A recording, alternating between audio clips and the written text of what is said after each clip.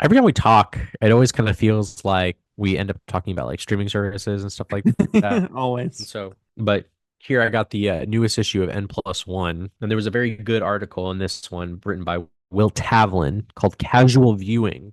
And he basically hit the nail on the head with Netflix in terms of just like their business model, what they're doing, what's up with them.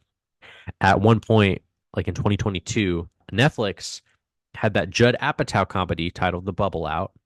And then at the same time, they released an animated film that I've never heard of called Bubble. And he kind of points out the fact that like things are a little bit different now because if a studio or something put out two movies or two pieces of media that had the exact same name, it would be like a scandal, right? It would be Yeah. ridiculous. Hmm. And he was just like, there were no box office mix-ups, no snipes from the press, no angry calls. The few critics who bothered to write about it pan Apatow's Bubble, an unfunny comedy that's stiller than the blockbuster franchises it makes fun of. Nobody had anything to say about Our Key's Bubble, a TV movie better suited to a graveyard slot on a children's cable network. Like all Netflix movies, Bubble and The Bubble floated away as quickly as they appeared, becoming tiles in the company's sprawling mosaic of content destined to be autoplayed on laptops whose owners have fallen asleep. He's making the point, and he specifically is talking about movies, by the way. He's not really interested in TV shows. He talks about TV shows, but he's more interested about movies and as an important art form. And these Netflix movies are just basically like made to be forgotten. They're not really meant to be really watched. For a century, the business of running a Hollywood studio was straightforward. The more people watch films, the more money the studios made. With Netflix, however, audiences don't pay for individual films. They pay a subscription to watch everything, and this has enabled a strange phenomenon to take root. Netflix movies don't have to abide to any of the norms established over the history of cinema. They don't have to be profitable, pretty, sexy, intelligent, funny, well made, or anything else that pulls audiences into theater seats. Netflix's audiences watch from their homes, on couches and beds, on public transportation, and on toilets. Often they aren't even watching. It's just sort of harping on this fact that like Netflix has sort of like curated this like weird business model in which the quality of the movies doesn't really matter. They're not in the movie making business. They are in the subscription selling business. Mm. And before I talk about that one part, he has like an interesting anecdote here about their DVD business, right? When they first started, apparently it became more profitable for people to buy a subscription for Netflix, get a DVD in, and then forget to send it back. Like it ends up costing Netflix less. So they send DVDs out to customers for them to use. They're hoping that you forget. Netflix is successful because it does attack certain businesses that people hated at the time. Yeah. Blockbuster, which has Blockbuster. terrible late fees, and Hmm. like cable companies, which everyone hates. It's like some of the worst companies in the world. Yeah. So, I mean, like the success, it makes perfect sense, right? Because these are like the Yeah. worst companies of all time. But yeah, I just love how, like, right from the beginning with the DVD business, things are like a little off. Yeah. And back in the day, the foreign markets were like a really good open and close market. There were plenty of ways to get your movie into markets in order to get money from these foreign producers and things like that. If you could picture about 100 different territories where you could find an audience and a minimum of five different distributors in each market, you have 500 different ways to find success. Everybody has a structure where they could take more chances. The Netflix structure is not about taking chances. They're in the subscription selling business. So it is about producing content that appeals to everyone all at once. That's all that it's in the business of making, as the article posits. Because great movies are movies that swing for the fences, that take chances and things like that. So this is a quote from, I think, someone at Netflix. But as Hope learned, making a successful movie on a streaming platform didn't necessarily make a streaming platform successful. At Amazon, Hope discovered he was in the customer acquisition business, not the film business. And the way you win the customer acquisition business is by maintaining a regular cadence at a consistent quality in an environment that people trust. Competition intensified with Apple, Disney, Paramount, NBC, Universal, all entering the fray, and it became tougher to keep a customer, said Hope, as people would dip in and dip out. That's just kind of like sums up streaming services in general, right? The way you acquire customers and keep them is by maintaining a regular cadence at a consistent quality in an environment that people trust. And Will Tavlin, he says in the article, he feels that there ought to be some kind of regulation because this isn't that much different than when the studios or movie theaters back in the day. Yeah. It's getting pretty bad. He also points out the really skeevy, weird things that they do in order to show statistics and numbers and data and stuff like that. Um, It's like really ridiculous. Netflix views might look impressive on paper. Like the movie Sweet Girl was viewed 6.7 million times in the first half of 2024, whatever fucking movie that is. But these figures remain a sham. To get to 6.7 million, Netflix first tallies the film's quote unquote viewing hours, the total amount of time that viewers have spent streaming the movie. Here, Netflix makes no distinction between users who watch Sweet Girl all the way through, those who watch less than 2 minutes, and those who watch just a few seconds thanks to autoplay or skip around or watch at 1.1.5 speed. All this distracted piecemeal activity is rolled into Sweet Girl's total viewing hours, 12.3 million at last count, which the company then divides up the program's runtime, 110 minutes, to produce those 6.7 million views. What kind of like crazy ass math is that? You know what I mean? Just like, like a million people who watch 2 minutes of it. No one really like watched this fucking movie. No one knows what it is. It's not in the zeitgeist. No one knows what this movie is. No one I know has watched it. I've never heard of it. And so it's like disingenuous to say that the movie was viewed 6.7 million times. Such sleight of hand would be illegal in any other industry. Ford can never tell shareholders that it sold 200,000 F-150 trucks over a single quarter, when in truth, the company sold 100,000 F-150s to married couples who co-owned their vehicles. But for Netflix, a movie is an accounting trick, a tranche of pixels that allows the company to release increasingly fantastical statements about its viewership, such as the absurd notion that Leave the World Behind, a dubious Julia Roberts apocalypse movie produced by Barack and Michelle Obama, was viewed 121 million times. How could anyone believe that? I don't believe that. Anytime I see those numbers and stuff, I'm always like, that is not believable. Like, that's just ridiculous. I get more and more on the side of Will Tavlin when he says that this ought to be more regulated because it's kind of getting into false advertising. Yeah, and I think an important point to point out is most of these companies, Apple, Disney, Netflix, these are all publicly traded companies, which means they release this viewing data. That's basically like the Yeah. only statistic that they release. Those are their guidelines, which means they are Yeah, they can do it. They can manipulating make it say whatever they want. they can make it say which means they are manipulating the stock market, which is a crime, right? This is by the Yeah, SEC. This is a they're crime. lying. They're fucking lying, right? They're doing the same fucking thing that Enron did, but no one gives a shit. The fact that like a view is literally just the autoplay counts as a view. That's wild to me. Like they don't That's even have to fucked click up. on it, So right? yeah. Yeah, you don't even Like have to that's like just like purposely click on it. if you It's like go the into shit that pops up at Netflix, the top when you open it. right? Like you literally open Netflix and something's going to start playing. I did not realize that that also counts as a view. And when we were in high school, if a YouTube video got a million views, everyone fucking knew what that YouTube video was. I mean, obviously Right. that's Oh not well, necessarily the case anymore, but so here's the thing too. In the past, however, the movies in Hollywood went stale and executive exerted too much control over their audience. The industry had an important handbrake: the audience. If a movie bombed with audiences and box office numbers plummeted, then studios would have to change course. After all, the box office has always been viewed as the gold standard of metrics in Hollywood for a reason. It is the most distilled and straightforward measurement of audience interests. Moviegoers must choose to buy tickets. They cannot skip around, fast forward, or order groceries through Prime app on their phone. No moviegoer enters a theater expecting to leave after 2 minutes.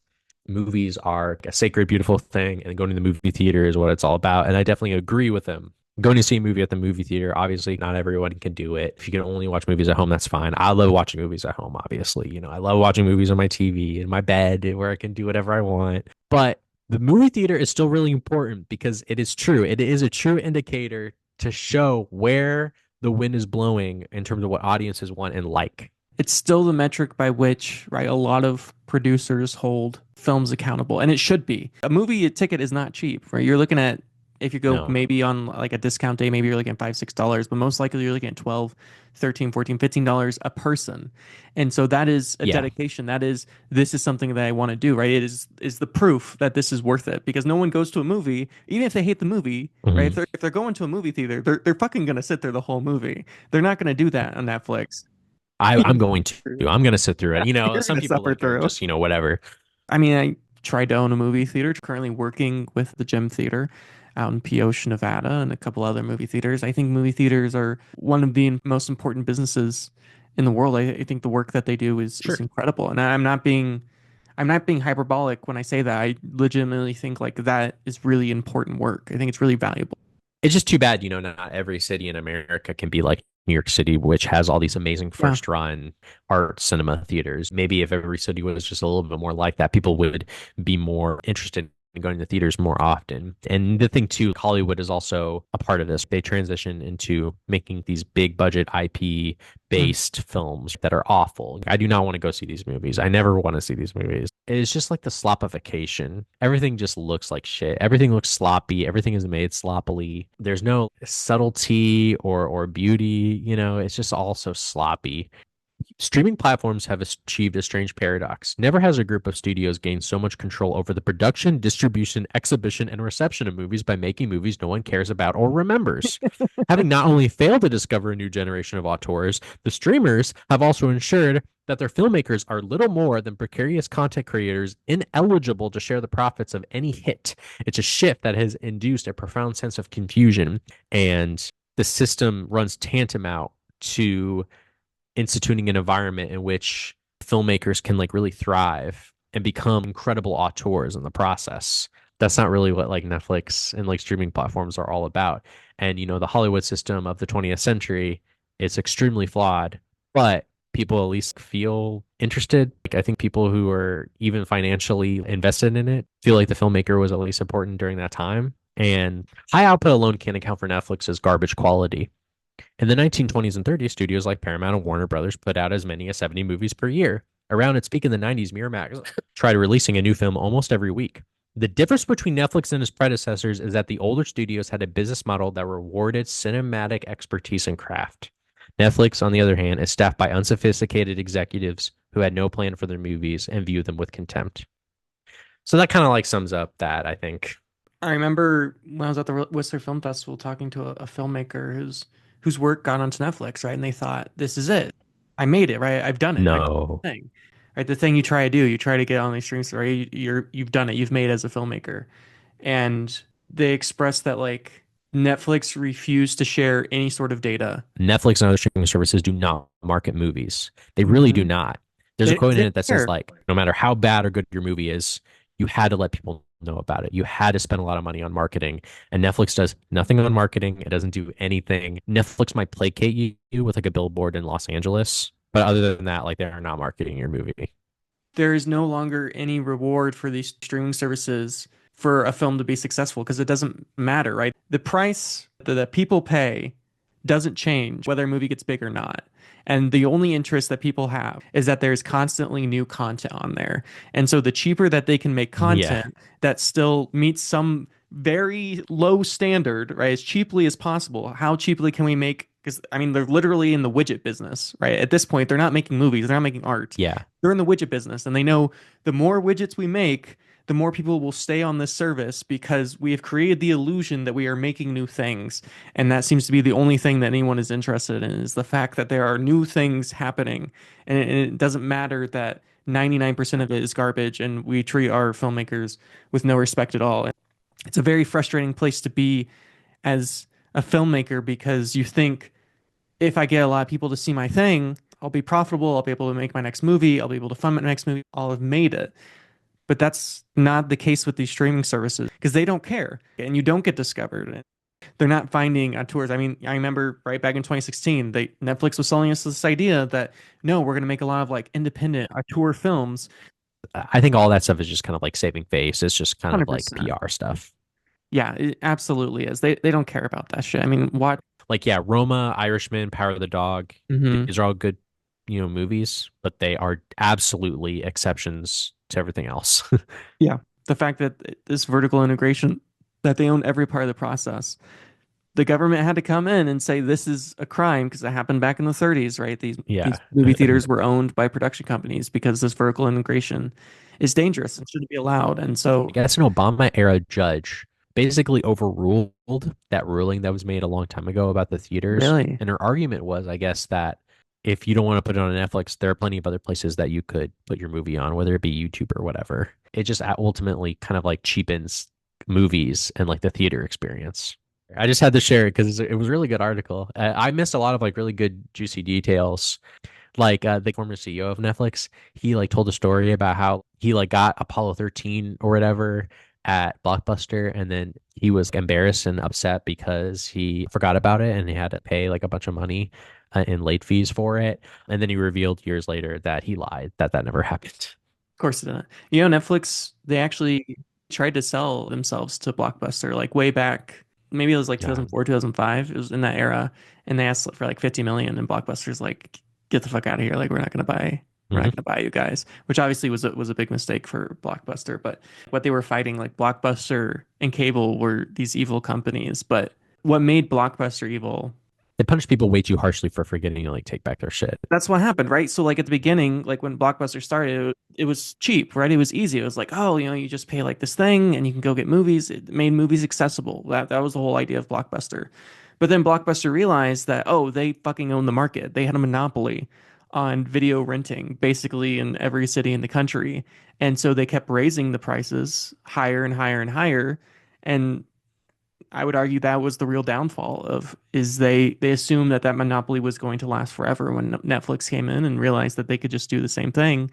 Uh, Blockbuster failed because these other services like Redbox, which again also failed, but the rise of these streaming services, they came in and attempted to do something different. And I think the idea of making movies accessible to everyone is great. But let's just talk about the Netflix algorithm for a second and think about the way that they decide which movies that you get to see. And they make it incredibly hard. Yeah. Like, unless you know the name of the movie, they make it incredibly hard to find movies. And I think that's on purpose. It's all general 'Cause they don't stuff, give a right? shit, It's all right? They like don't care. fun. Yeah. Yeah. And I think Tavlin says in the interview, the Netflix algorithm data shit, it's all in service for their own. This data and stuff still has to be interpreted by people at the end of the day. And the people are looking at it through this lens of like, again, we're in the subscriber acquisition business. The only streaming services that I have any sort of respect for, other than the one I talk about, my dear, my loving Filmstruck, which only lasts for a couple of years, and I love very dearly. But Criterion Collection, like the reason I like Criterion Collection and the reason I keep paying for it is because when you go on there, they have collections and they say, here, like Yeah. It's not perfect. I think they repeat themselves a lot with collections and things like that. But yeah, it gets out of its way to you open it up and nothing autoplays. The Netflix UI shit is just so aggravating to have to like maneuver through. It's so ugly. it doesn't bode well for the world of movies and cinema. I mean, I know there are people out there making great stuff and they're going to continue to make great stuff. It just makes me sad. I just love movies so much and I love movie theaters and I love celebrating movie theaters. And I was talking about this with one of my coworkers. And he's like, there's too many movie theaters in Reno. I was like, what are you talking about? There's only four movie theaters. But then I realized there's four movie theaters in Reno and they all play the exact same shit. Maybe one of them might play a Bollywood movie. Maybe you might get one independent movie at one of these theaters, right? But it's like, well, what's the fucking point of having four movie theaters if they're all showing the exact same thing? Why does it matter Hmm. if I'm going to the movie theater on the north side of town or the west side of town or the south side of town or the Yeah. east side of town if they're all playing the same fucking movies? The whole idea of the movie theater is like you can have an experience you can't have anywhere else. And when you're all just showing the same shit, which is like Netflix's whole thing, they'll just show a million things that are exactly the same because they know that appeals to everything. They don't want to take risks. Yeah, but that was a good article. I think you should read it. Everyone should read it. It's good. So.